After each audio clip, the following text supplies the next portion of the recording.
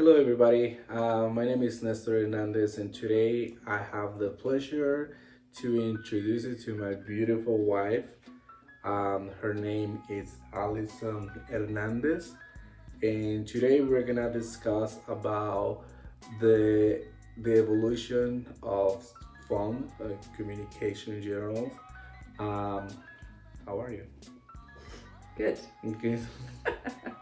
Yes. Well, this is the assignment, the podcast assignment. So we're just gonna start with some personal experience. What was the first phone do you ever have? That I ever had. I wasn't allowed to have a phone until I was 16. Mm-hmm. I don't know what it was called, but it was blue, and it was when you put it horizontal, it would slide, Okay. and it was like a little touch screen when it was closed, and then it would slide up, Yeah. and there were buttons. Okay. It was like a Nokia. I don't know if that's what it was. I remember. I think when those came out, it was like a lot of people had it. Like the slide. I Yeah. saw a lot of people, Yes. and it was blue, and everybody had the blue one because I don't Yeah. know if it even came in another color. Yeah, and it has all the keyboard, and so you can Yeah, you text. can text, but like if it's Yes. closed, you could still like Text. pressure the numbers. Like it was like a black screen. That's awesome. That was the first I one. loved it. It was my very first phone, and it was such a huge deal because all my friends had phones way before I did. So anytime I had like basketball practice ended or something like that, I had to ask someone, "Can I borrow your phone to call my mom?" Yeah. So So, did you remember the when phone was only for like calling?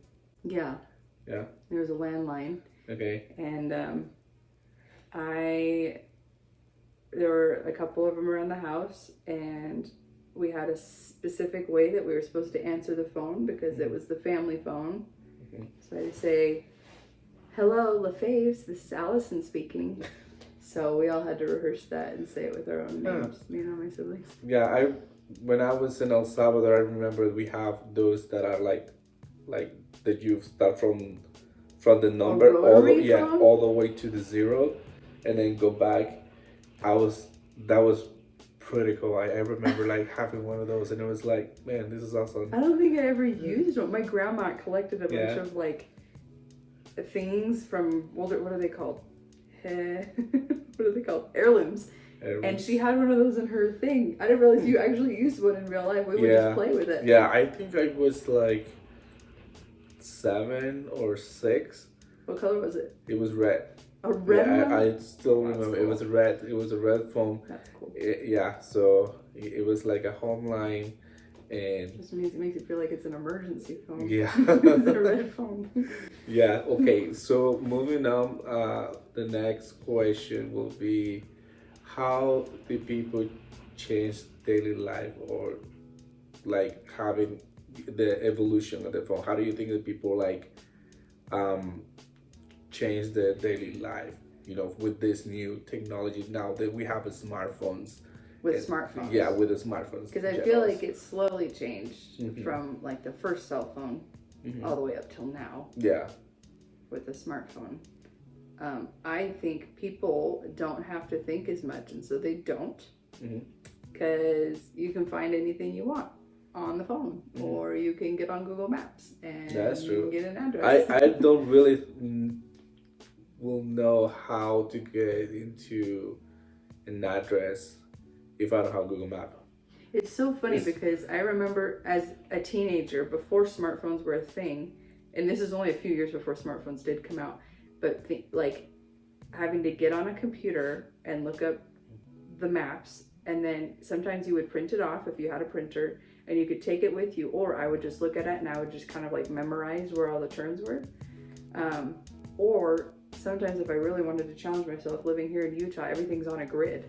So it's kind of like, an X and a Y like this. Like if it's 200 north and then like 300 east. So, you go 2 blocks up and 3 blocks over. And so you had to figure it out. So I remember being like, I really need to get good at this, because when I'm an adult, I'm not going to have any way to get around unless I know how to do this. So do you think now, like teenagers that right now are in high school, they don't worry about learning addresses because No. they can just find the address on their phone? They could just use Google Map Mhm.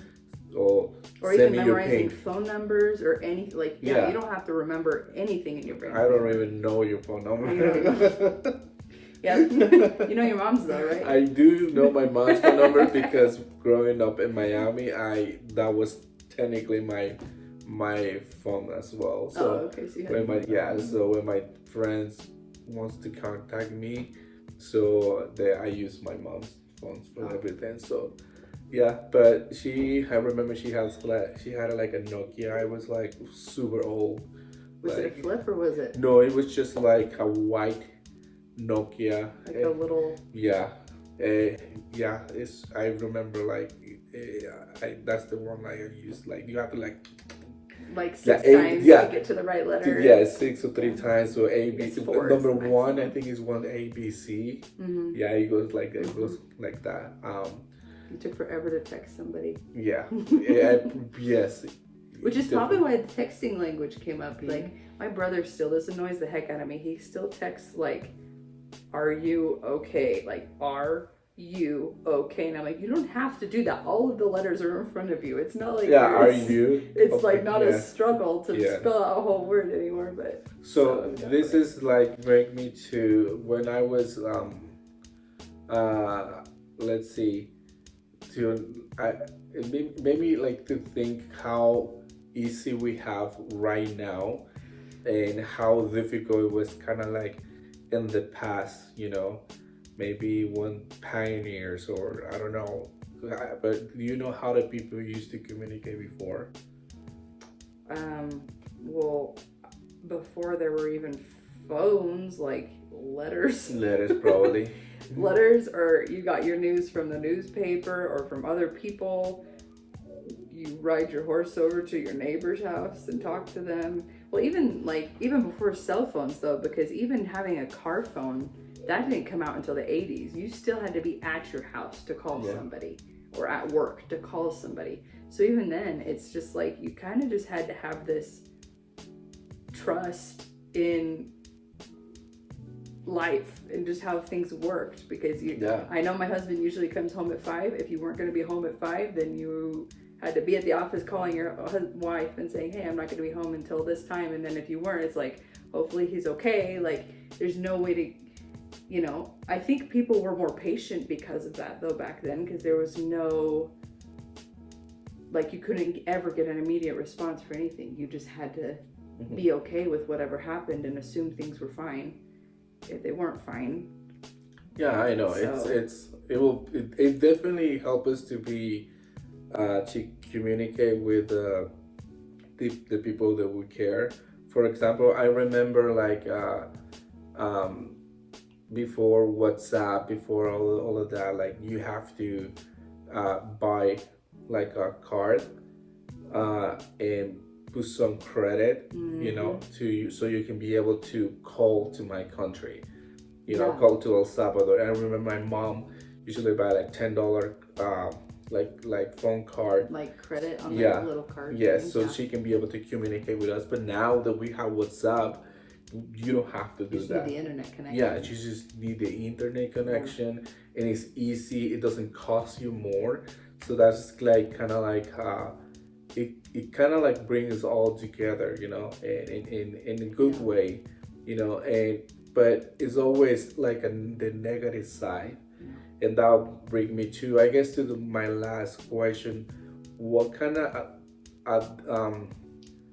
example or advice would you give for the new generation, or probably this generation, the Like our kids. our kids? Yes, we have 3 kids. What kind of advice would you give them that they're growing right now, and this technology is gonna be way ahead? Yeah, so it's gonna be easy. It's gonna be easy in one way. But what kind of advice would you give them? I want to show them by example, right? Because kids don't ever do what you say, they do what you do. But I think trying to not always fall back on your phone as a crutch, because there's technology is either really, really amazing or really, really terrible. And so you have to stay on the side of using it for good. Never memorizing your wife's phone number is probably a bad thing. You should use your brain to memorize, important people's phone numbers in your life.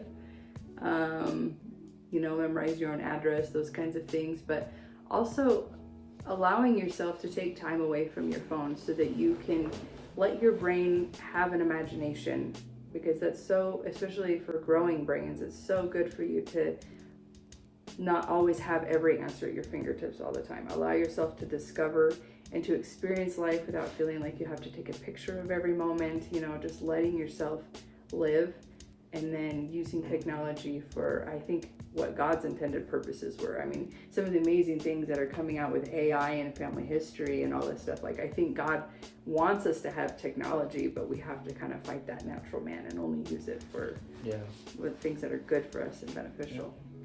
That's awesome. I think that's a great. I support what you're saying. I think it's I hope so, because we were raising the same kids. But yeah, so this was my podcast about my topic about the evolution of technology, the evolution about communication, specifically when we're talking about cell phone. Like, it used to be a device that you only have if you want to call someone, but now it's technically like a mini computer that you can have everything. You can get everything in there. Sometimes it's worse to not have a phone. Yeah, it feels like people now, it's not. It's like a thing that you have to use in your regular life. It's now it's not like of course you want to have the best phone, but it's how do you say, it's something that you need. It's become a necessity. You can't be part of certain groups. You can't be everything. You go to the store, like there are people you can't even see the menu unless you scan a QR code on the table. It's it's like when COVID hit, it was like you need to have a phone if you want to be in a restaurant. Well, crazy. Well, thank you so much for watching the podcast, and this was my topic, so bye.